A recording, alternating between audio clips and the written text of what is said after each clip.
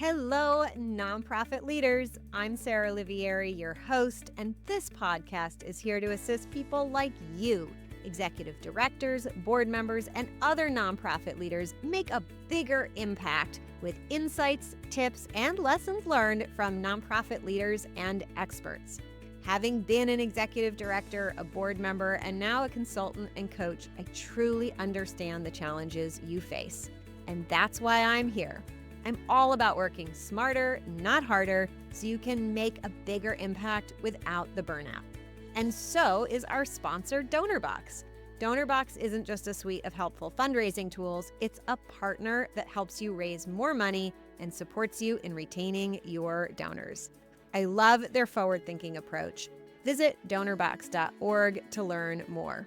And don't forget to sign up for the Inspired Nonprofit Leadership newsletter, where you'll get bite-sized, actionable tips just for nonprofit leaders like you, delivered weekly to your inbox. Sign up at inspirednonprofitleadership.com/sign up. Okay, let's dive into today's episode. Today, we're going to talk about designing better programs. So often you hear me talking about building teams, scaling, or streamlining operations and systems, but I don't talk enough about program design, I think. And this is one of the most important fundamental things for nonprofits to be focused on, as well as for-profit businesses, right? A good program is good for everybody. So, and specifically, there's a few side benefits of having well-designed programs. Well-designed programs are easier to run and deliver. They are easier to improve because you're never going to get it right the very first time out of the box. And they are easier to explain to funders and supporters, as well as the people who are thinking about joining those programs. Okay, so let's dive in. I like to keep these short, but we can do an extended Q&A one-on-one, or if you want to send me some comments or leave some comments in the chat, I will dive into them. So, 4 steps to designing great programs. They're easier to run, easier to improve, and easier to explain to potential participants and donors. And with these 4 steps, I want to tell you that number 4 needs to be done last. And it is almost always the one and only step that folks take in designing programs. So stick around. You don't want to miss number 4 and why it belongs where it does. All right, what's the real first step in designing a great program? The first step is identifying the problem that you are trying to solve. What is exactly that you are creating the solution for? So, are you trying to keep pets in their homes? Are you trying to take somebody who is in danger and make them safe?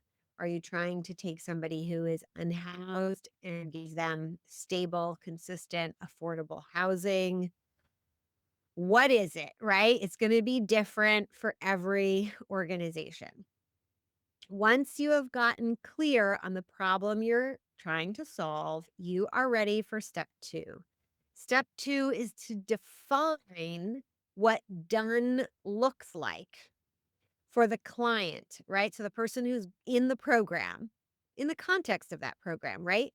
What is the point at which they are done, right? In your program. So perhaps you're trying to solve a bigger problem and your program is only going to be that journey. So define what done looks like for the client in the context of being in their program. What state should they be in? What frame of mind should they be in? What new knowledge should they have? Whatever it is that you're trying to change or help solve with them, how do you know that your program was successful?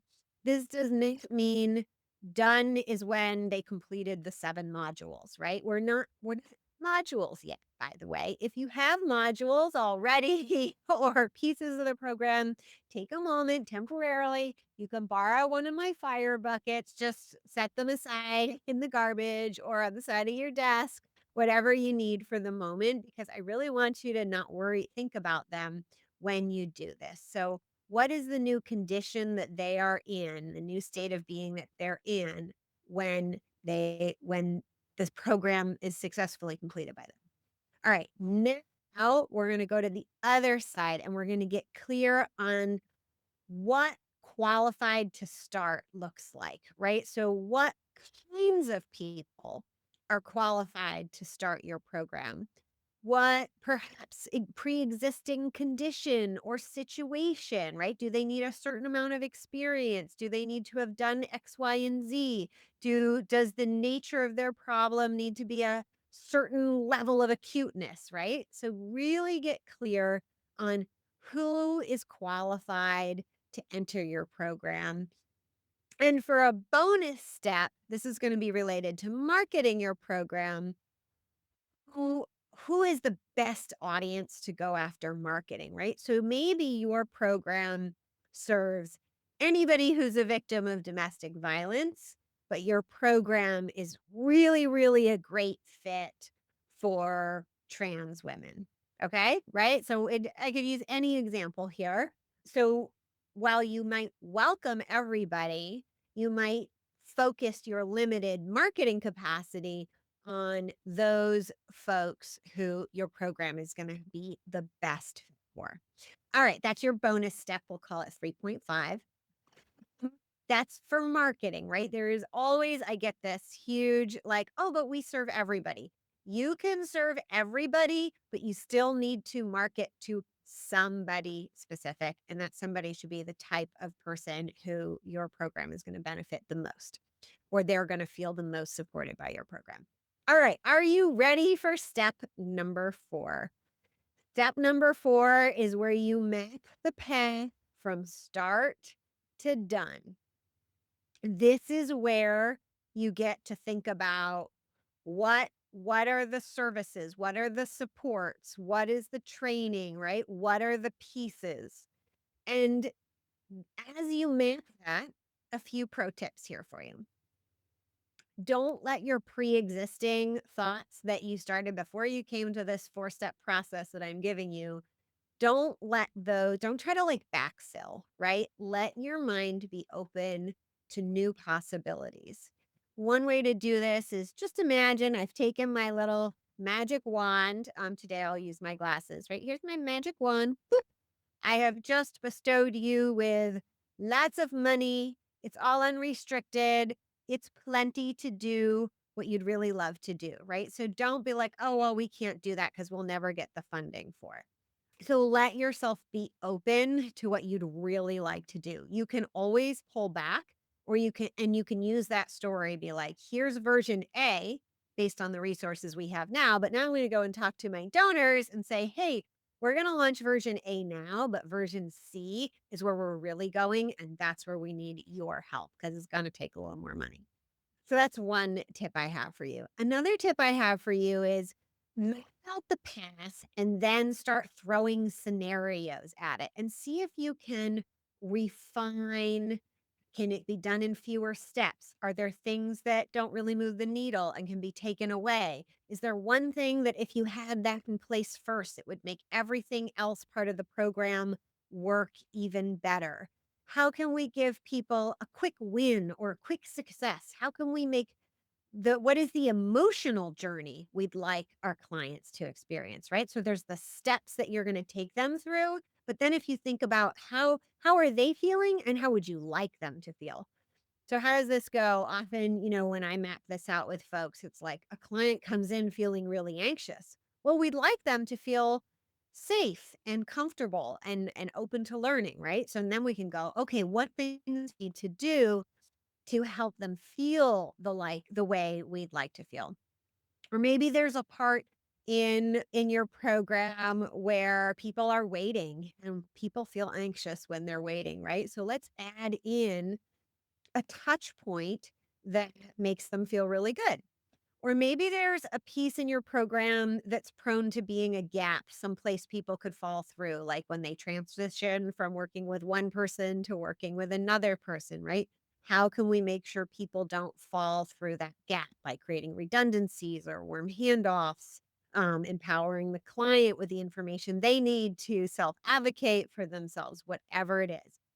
Hope I'm giving you lots of ideas. I love this work of program design. So if you're thinking, oh my God, Sarah, like, let's sit down and redesign my programs, I encourage you to reach out, pivotground.com/application. You can tell me a little more about what's going on for you, and we'll get on a call and talk about it one on one because your programs are how you make an impact. And having better programs is like a triple win because they're usually more effective, right? More impact. We love that. They're usually more efficient, meaning for the amount of energy, time, and money that we put into running them, we get even the relationship of impact that we get out is even greater. And they're more fun and exciting and easy to tell your supporters about. So they're easier to fund than programs that are not well designed. And I'll just add one more bonus thing that's great about using this 4-part framework for program design is because you started out with a clear definition of the problem you're trying to solve and exactly what done looks like and what start looks like. When you go to start thinking about program measurement and success measurements or KPIs for your programs, it's going to be a lot easier to put those in place and then measure and refine and potentially brag about how wonderful your programs are. Until next time, I wish you all the best. Bye. You've been listening to Inspired Nonprofit Leadership. Thanks so much for tuning in. Be sure to subscribe so you don't miss a single episode or the bonus episodes. And while you're at it, please leave a rating and review and be sure to share with your friends and colleagues. Tune in every week for more useful insights and wisdom on nonprofit leadership. Thanks so much for all you do for the communities you serve. Until next time, all the best.